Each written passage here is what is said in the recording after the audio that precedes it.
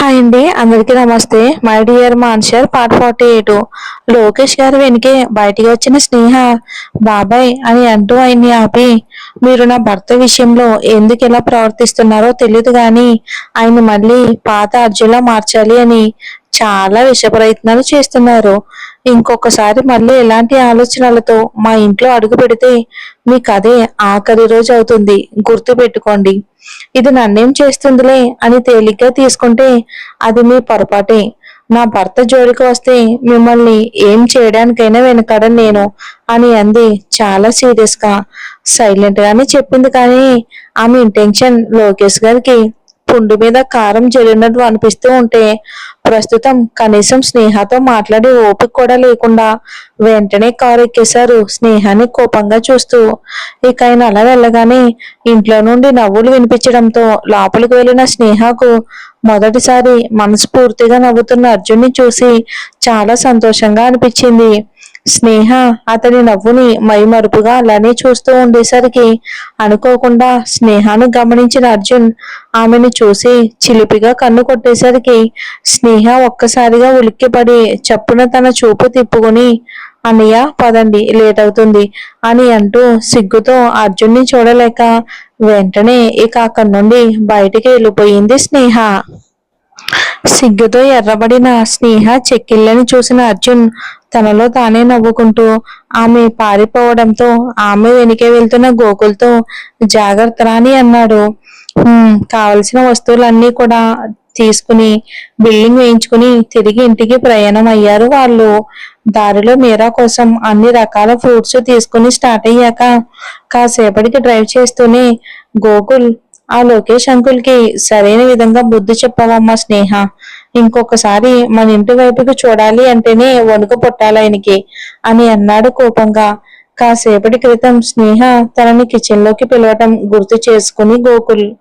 స్నేహ పిలవడంతో kitchen లోకి వెళ్ళిన గోకుల్ అప్పటికే లోకేష్ గారిని చూసి చిరాగ్గా ఉండటంతో స్నేహ ఆయనకి జ్యూస్ ఇస్తాను అనడం అస్సలు నచ్చక, ఇవన్నీ అవసరమా స్నేహ అని అడిగాడు ఏదో మిక్సీ పడుతున్న స్నేహాన్ని చూస్తూ. గోకుల్ ప్రశ్నకు స్నేహ నవ్వుతూ, అన్నయ్య ఇది బాబాయ్ గారికి అవసరమే అని అంటూ మిక్సీ జార్ ఓపెన్ చేసి గోకుల్ కి స్మెల్ చూపించేసరికి అది జారులో ఉన్న పచ్చిమిర్చి మిక్సర్ ఘాటుకి తట్టుకోలేక గోకుల్ గట్టి గట్టిగా దగ్గడం మొదలు పెట్టాడు. అప్పటికే స్నేహ బయట ఉన్న వాళ్ళకి డౌట్ రాకుండా ఇక ఖాళీ మిక్సీ ఆన్ చేయటంతో ఇవేమీ కూడా బయటికి వినిపించలేదు. 2 నిమిషాలకి కాస్త స్థిమితపడ్డ గోకుల్ని స్నేహ క్షమించమని అడిగి పదే పదే నా అర్జున్ గారిని ఇబ్బంది పెట్టాలి అని చూస్తున్న ఆయనకి నా పద్ధతిలో చిన్న జలక్కిద్దామని ఇలా చేస్తున్నాను అన్నయ్య. ఈ విషయంలో నన్ను మీరు తప్పుగా అనుకున్నా పర్వాలేదు కానీ నా అర్జున్ గారిని బాధ పెట్టాలి అని చూసిన ఆయన్ని ఊరికే వదిలిపెట్టను అని చెప్పింది దృఢంగా.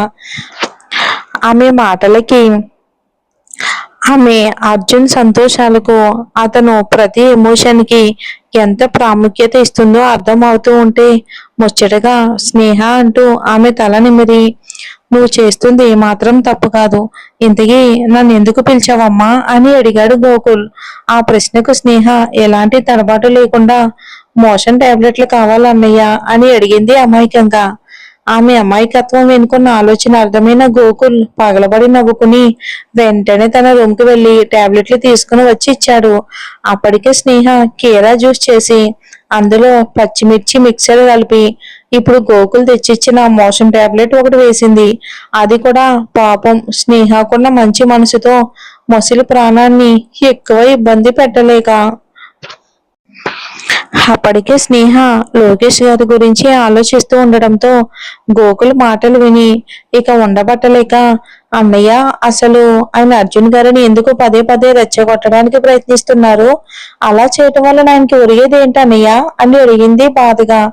అతను వచ్చిన ప్రతిసారి అర్జున్ కి ఏదో ఒక విధంగా గతం గుర్తు చేయాలి అని ప్రయత్నిస్తూ అర్జున్ ని నొప్పించడం గుర్తు చేసుకుని స్నేహ నుండి గోకుల్ ఆ ప్రశ్నలు ఎప్పటి నుండో ఊహిస్తున్నవే కావటంతో బలంగా ఊపిరి పీల్చుకుని వదిలి, అసలు అతను ఎవరో, అతను ఎందుకు అర్జున్ ని మళ్ళీ పాత అర్జున్ లా మార్చాలి అనుకుంటున్నారో నీకు ఖచ్చితంగా తెలియాలమ్మా స్నేహ. కానీ ఇప్పుడు కాదు, టైం చూసుకుని నేనే చెప్తాను అంటూ అప్పటికే ఇంటికి చేరుకోవడంతో తను కారు దిగి కారులో ఉన్నవన్నీ బయటికి తీస్తూ ఉండగా అతనికి సహాయంగా రాజయ్య వచ్చాడు అక్కడికి. తన చీర కుచ్చిళ్ళు తగులుకుని ముందుకు పడిపోబోతూ ఉంటే అప్పుడే కిచెన్ నుండి వాటర్ తాగి బయటికి వస్తున్న అర్జున్ ఆమె పడకుండా ఆమె నడుం చుట్టూ చెయ్యేసి దగ్గరికి లాక్కుని, ఎక్కడున్నావు స్నేహ, అంత పరధ్యానం ఏంటి అని అడిగాడు కాస్త కోపంగా, ఆమె ఎక్కడ పడిపోతుందో అన్న భయంతో.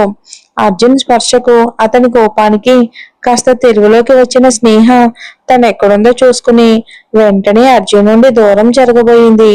కానీ అర్జున్ ఆమెకు అవకాశం ఇవ్వకుండా ఆమెను మరింత దగ్గరికి తీసుకుని, ఎందుకు అలా డల్గా ఉన్నావు స్నేహ, ఏమయ్యింది అని అడిగాడు లాలనగా ఆమె చెంప నిమురుతూ. అర్జున్ అలా అడిగేసరికి స్నేహ ఒక్కసారిగా అర్జున్ని గట్టిగా చుట్టేసి అతని గుండెల్లో మొహం దాచేసుకుంది. లయబద్ధంగా వినిపిస్తున్న అర్జున్ గుండెసడి స్నేహకు ఎక్కడా లేని ప్రశాంతతను కలుగ చేయటమే కాదు, ఆమెకున్న టెన్షన్లన్నీ తీసి పడేసినట్టు హాయిగా అనిపిస్తూ ఉంటే చుట్టూ ప్రపంచాన్ని మరిచి అతని గుండెల్లో మరింతగా ఒదిగిపోయింది స్నేహ. ఆమె చేస్తున్న పనికి అర్జున్ పెదాలు అందంగా విచ్చుకోగా ఆమె చెవి దగ్గర చిన్నగా, మిసెస్ స్నేహార్జున్, మీరు మీ ఆయన హగ్ లో మమ్మల్ని మీరు మర్చిపోయినట్లున్నారు. ఫర్ యువర్ కైండ్ ఇన్ఫర్మేషన్, మీ ఆయనతో మీరు ఉన్నది నట్టింట్లో అని అన్నాడు ఆమె చెవికి తన పెదాలు అద్ది. అర్జున్ అల్లరి మాటలకు అల్లరి చేష్టలకు స్నేహకు శరీరం అంతా కరెంట్ పాస్ అయినట్టు అనిపిస్తూ ఉంటే అతని నుండి దూరంగా జరగాలి అని ఉన్న తనలో దోబుచులాడుతున్న సిగ్గు, దానివల్ల ఎరుపెక్కిన బుగ్గలు, భారంగా మారిన కనురెప్పలు అర్జున్ నుండి దూరం జరగనివ్వట్లేదు. దూరం జరిగి అక్కడ తనని ఎవరు చూస్తారో అన్న భయంతో వెంటనే పైనున్న తమ రూమ్ కి వెళ్ళిపోయింది స్నేహ. ఆమె సిగ్గుని మురిపెంగా చూస్తూ అప్పుడే లోపలికి వస్తున్న గోకుల్తో, మీరా నిద్రపోతుందిరా, డిస్టర్బ్ చేయకు, లంచ్ టైం అయ్యాక లేస్తుందిలే అని చెప్పాడు.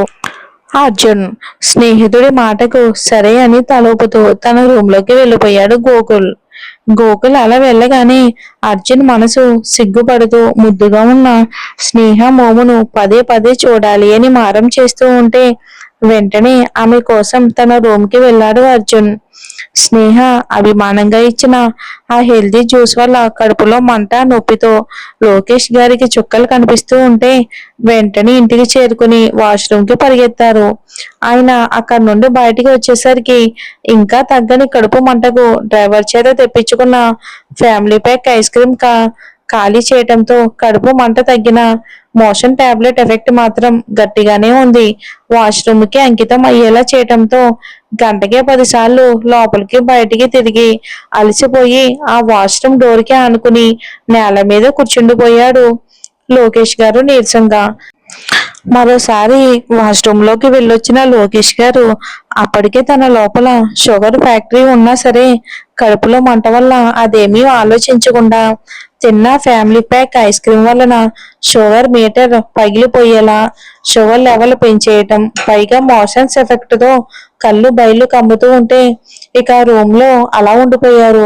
కాసేపటికి అసలు లోకేష్ గారికి ఎలా ఉందో చూద్దామని వచ్చిన ఆయన డ్రైవర్ ఆయన అలా చూసి బెడ్ మీద పడుకోబెట్టి డాక్టర్ కి కాల్ చేయడంతో వెంటనే అక్కడికి చేరుకున్న డాక్టర్ లోకేష్ కండిషన్ డ్రైవర్ ద్వారా తెలుసుకుని ఆయన్ని చెక్ చేసి ఆయనకి డ్రిప్పింగ్ పెట్టి స్పృహలోకి తీసుకొచ్చి షుగర్ లెవెల్స్ ఆకాశానికి అంటిన విషయం లోకేష్ గారికి చెప్పి మోషన్స్ కూడా తగ్గడానికి ఒక ఇంజెక్షన్ చేశాను అని చెప్పారు.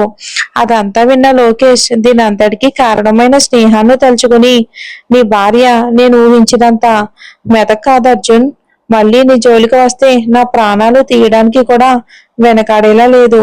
అంటే నువ్వు అమ్మాయి ప్రేమకు అలా సరెండర్ అవటంతో తప్పే లేదు, కానీ నా ప్రాణం పోయినా సరే నువ్వు సంతోషంగా ఉండకుండా నేను చేయాల్సిన ప్రయత్నం నేను చేస్తూనే ఉంటాను అనుకున్నారు బలంగా. స్నేహ తెలుసుకోవాలి అని గోకుల్ అనుకుంటున్న ఆ నిజాలేంటి? మరి ఇప్పుడు లోకేష్ ఇంకెలా ప్లాన్ చేస్తాడో, దాన్ని స్నేహ ఎలా తిప్పికొడుతుందో వచ్చే ఎపిసోడ్ లో చూద్దాం.